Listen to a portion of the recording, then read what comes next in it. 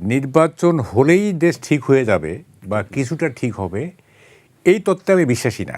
আমাদের সামনে এক্সাম্পল হচ্ছে ডেনিশ, আমাদের সামনে এক্সাম্পল হচ্ছে ডাচ, যারা ওভার দি সেঞ্চুরি সভ্য হয়েছে, একটা জলদস্যু, একটা ডাকাত, মানে জনগোষ্ঠী সুসভ্য হয়েছে। এইটা হচ্ছে আমাদের এক্সাম্পল। আমাদের ইমিডিয়েট কোনো সলিউশন নাই।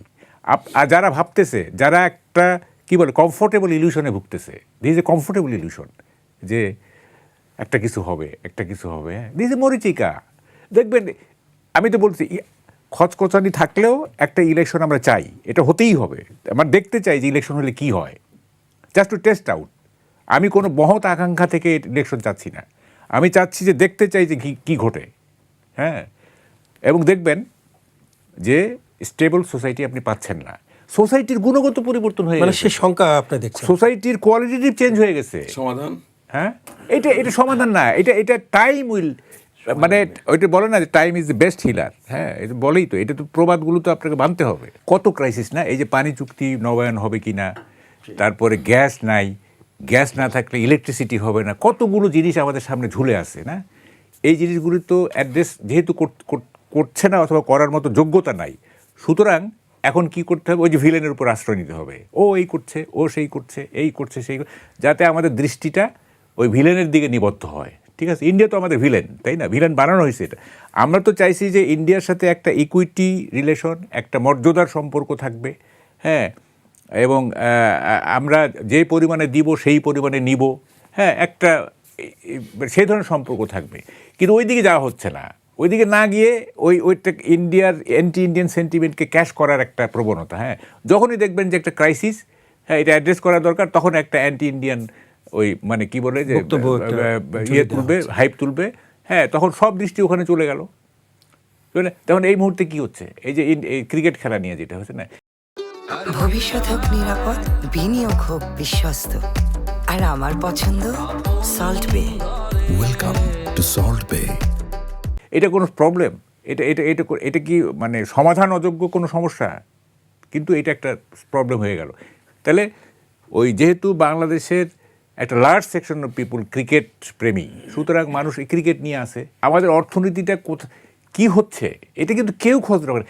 এত রাজনীতি খেকো জাতি হয়ে গেছে এটা। হ্যাঁ, মানে কোথায়, মানে আগামী দিনের অর্থনীতি কী হবে, আমাদের লাইভলিহুড কীভাবে মেনটেন করব আমরা।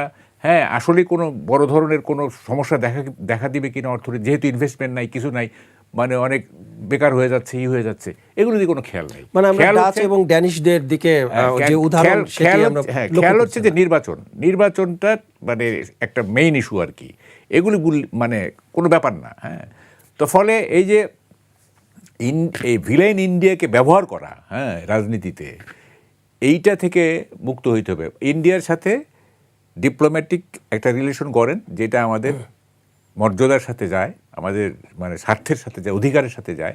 এইসব ফালতু জিনিস করেন না, খামাখা এগুলো করেন না, দেশ জাতির নিয়ে খেলেন না। হ্যাঁ, this is A game with fire. হ্যাঁ, এটা একটা আগুন নিয়ে খেলা। এরশাদের সময় কী বলা হলো, হাজার হাজার কোটি টাকা পাচার করছে, ফেয়ারফ্যাক্স বসলো, $1 আনতে পারলো না। এখনকার হিসাব কি, 16 বছরে $16 বিলিয়ন, $256 বিলিয়ন, $1 আনতে পারছে। তো এই প্রতিশ্রুতি দিয়ে কী লাভ? এই প্রতিশ্রুতি দিয়ে কী লাভ? $256 বিলিয়ন বলতেছেন পাচার হয়েছে, $1 আপনি আনতে পারলেন না, তাহলে এই প্রতিশ্রুতি কেন দিলেন? আচ্ছা, হলফনামা ইন্টারেস্টিং এগুলি না। যেমন একটা সেদিন আমি ব্যাখ্যা করছি, সেটা হচ্ছে স্যার কী সম্পদের হিসাবটা কীভাবে নিচ্ছে, অর্জনকালীন বাজার মূল্য, তাই তো? আমি একটা জমি 75 সালে কিনছি 10,000 টাকা দিয়ে, সেই জমির দাম এখন 10 কোটি টাকা, তা আমি তো দেখাচ্ছি 10,000 টাকা, তাই না? আমার বাসায় 20 ভরি সোনা আছে, সোনা আমি কিনছি 10 বছর আগে, সোনার গায়ে তো লেখা নেই যে 10 বছর আগে, তো এখন সেই সোনা কত গুণ বাড়ছে, আমি তো অর্জনকালীন মূল্যটা দেখাচ্ছি। এটা হাস্যকর না? এটা অবশ্যই। আচ্ছা, তারপরে দেখা ইন্টারেস্টিং, আপনি দেখাচ্ছেন আপনার বার্ষিক আয় 8 কোটি টাকা, সরি 8 লাখ টাকা, তা মাসে কত পড়ে? মাসে আপনার খরচ কত পড়ে? খরচ 60,000-এর মতো, তাই না? তা আপনার বাসা ভাড়াই তো 50,000 টাকা, আপনার গাড়ি আছে, তেল আছে, আপনার সন্তানদের লেখাপড়া আছে, আপনার অসুখ বিসুখ আছে, এই টাকা কোত্থেকে আসে?